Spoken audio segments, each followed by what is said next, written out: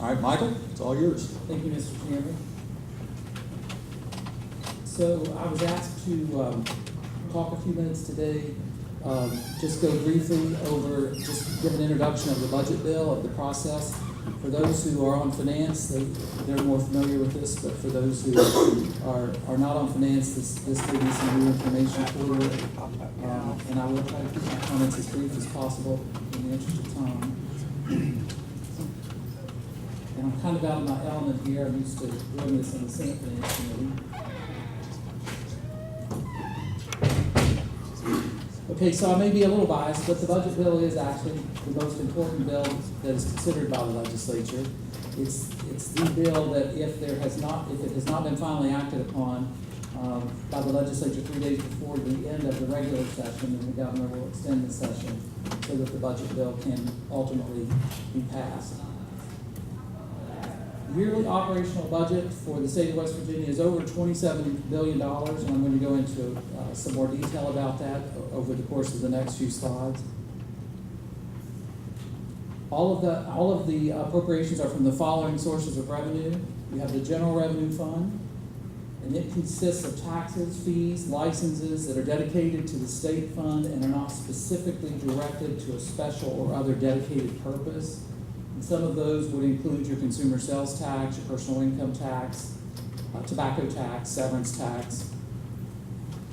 The Road Fund, which consists of revenues from gasoline and motor fuel, excise and license taxes, sales tax, motor vehicle registration and license tax, and any other revenue derived from motor vehicle to motor fuel, and they're solely dedicated for the purpose of highways, of public highways. You have special revenue funds, and within special revenue funds, you have both appropriated and non-appropriated special revenue. Special revenue funds are those individual accounts that were created for a specific purpose, and the revenues that are derived from that fund are used specifically for that purpose. Some of those are addressed in the budget bill, and we call those appropriated special revenue. And those that are not appropriated in the budget bill, obviously, are non-appropriated special revenue. But ultimately, there is language in the budget bill that addresses all revenue that would include both special, appropriated and non-appropriated special. Lottery funds, obviously lottery funds are derived from the sale of lottery tickets, games, limited video lottery, table games. The lottery fund expenditures are used for education, senior citizens, tourism, and parks. Excess lottery is used for a variety of purposes. It includes the Promise Scholarship, senior citizen tax credits, school building debt service fund, infrastructure, and then the table games are used to enable the aged and disabled citizens of West Virginia to stay in their homes through the table game licensing fees. And then you have your federal funds. And again, the federal funds are derived from the federal government. They're required to be reported in the budget and included as part of the budget bill. And they also are used for a specific purpose, as they have been acquired by the federal government for a specific program or purpose. So the total recommendations for fiscal year 2017, I'm just going to go through these very quickly, just to kind of give you an idea of all of the pieces. But for general revenue, in the current budget bill, the current fiscal year, $4.1 billion. General revenue surplus section, $5.5 million. Sorry. State road fund, $1.2 billion. Appropriated special revenue, $1.9 billion. Non-appropriated special revenue funds, $14.8 billion, and that's where the $27 million that I mentioned a few slides earlier, that's where that comes from. And that will include funds that are not specifically addressed in the budget bill, and the bulk of these funds would be money. You've heard people talk during the last special session about all the special revenue. The bulk of that is retirement system money, PEIA, a lot of money that has been double counted, for example, the Promise Scholarship, things like that that are transferred from one fund to the next in order to be distributed. So I just included it there as part of the conversation. Lottery funds of $135.5 million. Lottery fund surplus section in the budget bill of $8 million. Excess lottery, $284 million. Excess lottery surplus of $30 million. Appropriated federal funds, $4.5 billion. Non-appropriated federal funds, $161 million. And appropriated federal block grants, $324 million. This is just a chart of how the money was distributed, the general revenue appropriations in the current budget bill. Generic higher ed 10%, public ed 46%, military affairs 9%, other also 9%. You can see the others listed at the bottom of the slide. And I will have a handout. I have a handout, but one of the notations is missing when it printed. So I'll get that corrected, have them printed, and I'll make sure you have it. So without a budget bill, the operation of state government, non-government agencies could cease to operate. I just kind of threw some examples in here just to try to put some perspective on it. And this slide comes from a presentation that I did a couple of years ago in Senate Finance.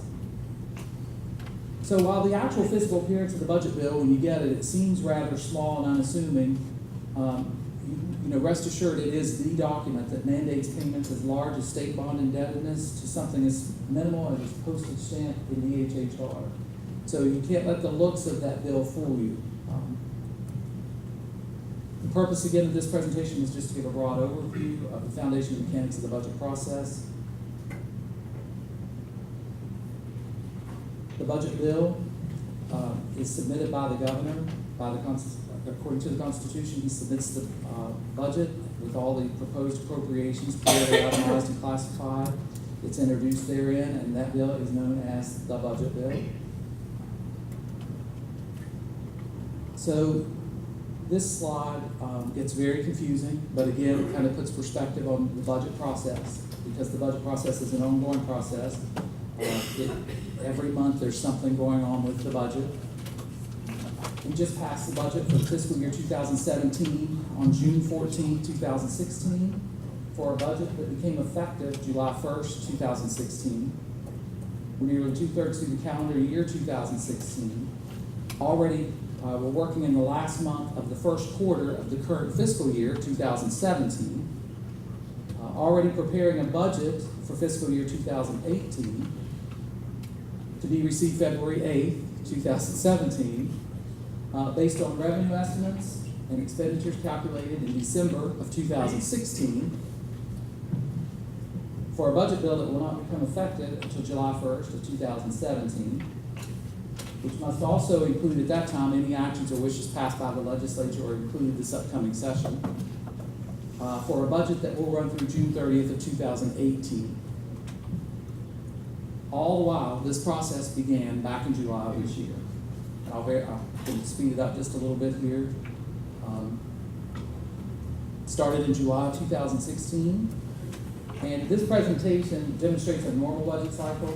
This upcoming year is a gubernatorial year, and so everything will be delayed by one month. Well, not everything. The first few steps will be delayed by 1 month. So in July, appropriation guidelines are issued to the state agencies. The Secretary of Revenue issues those guidelines and directs the spending units how to submit their budget, whether to include cuts, other directions that they'll need to include for their budget submission. Those, again, are for a budget bill that won't be introduced until January the following year, except this year in February. In September, the agencies submit their requests. They have until July until September 1st to submit their budget request to the budget office. Their appropriation requests are reviewed.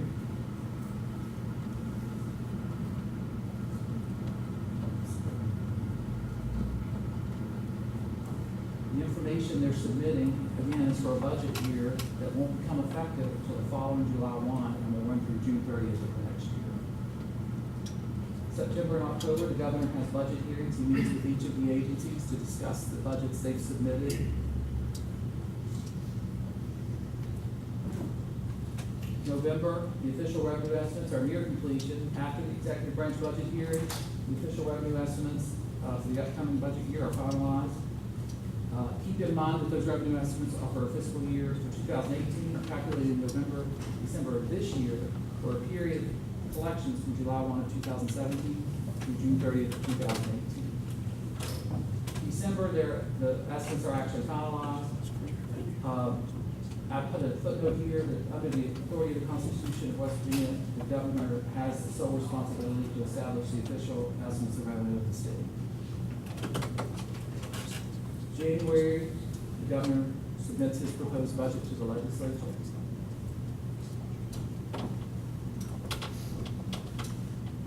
Just a side note here, the governor is not legally required to submit a balanced budget, but as a matter of practice, the governor does submit a balanced budget. This year, you'll recall, the budget was balanced, but it was predicated on the passage of several tax and other revenue measures. So the budget bill is introduced, it's referred to the finance committees in both the Senate and the House. The finance committees begin their budget hearings. They meet with the agencies to review the governor's budget recommendations and to review and consider any improvements or supplementary appropriation requests an agency may be requested. Once the budget hearings have been completed, the real work on the budget bill actually begins. Every bill that has been referred to the finance committee, considered and passed by the Senate or House committee, has to be included, has to be reviewed for inclusion in the budget bill. The Senate Finance Committee will craft its budget bill to reflect the actions of the Finance Committee and the Senate.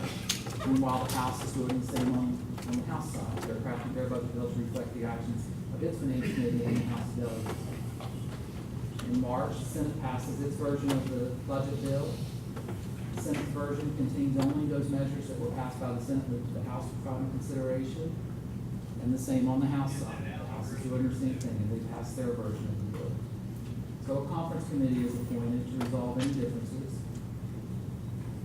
Once the conference committee meets, they get together, resolve the differences, and the bill goes back to the respective bodies for approval.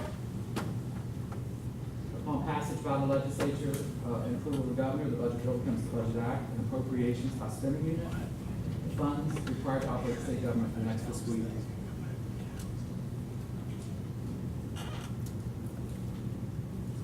In April, expenditure guidelines are submitted, are issued to each of the agencies by the budget office, and all that does is lets the agencies know how much was included in the recently passed budget bill and how much they anticipate their expenditures will be on a quarterly basis. Because obviously the revenues are just coming in as the fiscal year begins, and so their allotments for their appropriations are done quarterly. May, they complete their expenditure schedules, they're finalized in the system. July is the first day of the fiscal year, and the process starts over again.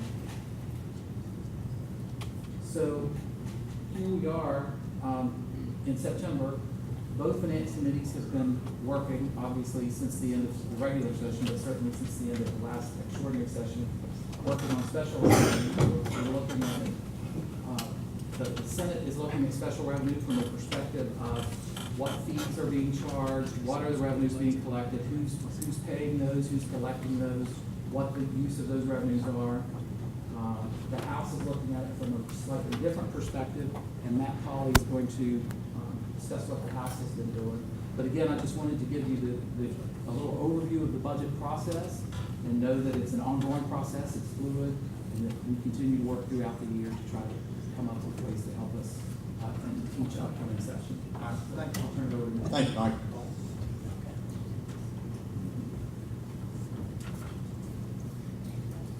Thank you, Michael. Mr. Chairman, members of the committee, Matt Pauley, budget analyst for House Finance. If members would look in front of you in the packet of papers you received today, you should have a sheet that looks something like this. It says Special Revenue Information Survey across the top. I presented this to the Joint Committee on Finance yesterday, so a few of you may have heard this speech or seen this paper before. To give you a brief overview of what the House Finance staff have been working on in regards to special revenue. I've developed this survey that will be distributed to agency heads following the special session and interim session this week. The survey is policy oriented so that we can more fully understand both appropriated and non-appropriated special revenue accounts, to understand both the legal authority for the creation of the account or the fund, and what exactly that fund does, what purpose it serves. I'm sorry to interrupt you. I think they're having trouble hearing you, and I don't know if the audio is working properly. Maybe if you could speak more Sure. forcefully into the microphone. Let me try turning the mic on, off and back on. That's what the IT people always tell you the first thing to do, right?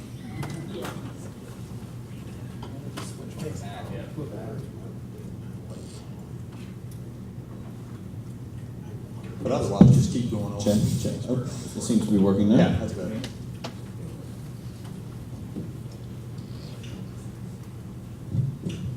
Would it be better if I began from, or started again, or No, you're good. pick it up? All right, very good. As I mentioned, the survey is to be distributed to all state agencies after the conclusion of these meetings.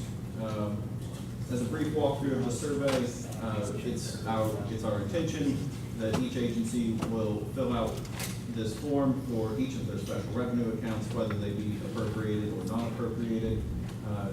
The form, once returned to us, will give us detailed information on the fund name and number, what legal authority they have for operation of the fund, and several fund status justifications, as you can see there on the bottom half of the page, what advantages, policy advantages there are to having the fund in special revenue as opposed to some other revenue source.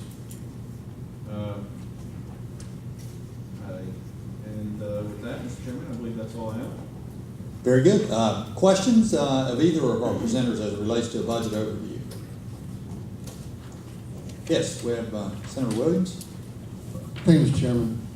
For either one of you, with regard to the special revenues, and I appreciate the survey that you're doing. My recollection is that many of those, or some of those special revenue accounts, fee accounts and those kind of things, have a specific designation that this fee is to be collected for this purpose. And in some instances on those accounts, there may even be a cap as to how much money can be in it. Is that reviewed periodically to make sure that those funds in fact are being used by the agencies for that specific purpose and not diverted to salaries or some other use that's not designated in the enabling legislation? I can only speak for.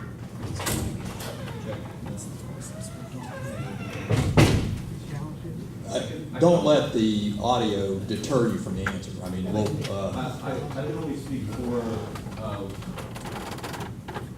what the House Finance Committee has been looking at, and I can say that we do not do any regular, rigorous testing of special revenue accounts historically. That's sort of the purpose of this, so that we'll have a more thorough understanding of these special revenue accounts and the purpose of them. So we can, when agencies come in for their budget hearings during the regular session, we'll be better prepared to, the committee will be better prepared to ask them questions as they relate to those accounts. If they're reviewed by their own agency higher up, I couldn't say. All right. Thank you, Mr. Chairman. Thank you. Further questions? We'll take one more question. Yes, Delegate Butler. Thanks, Mr. Chairman. I think this question would probably be better for Mike.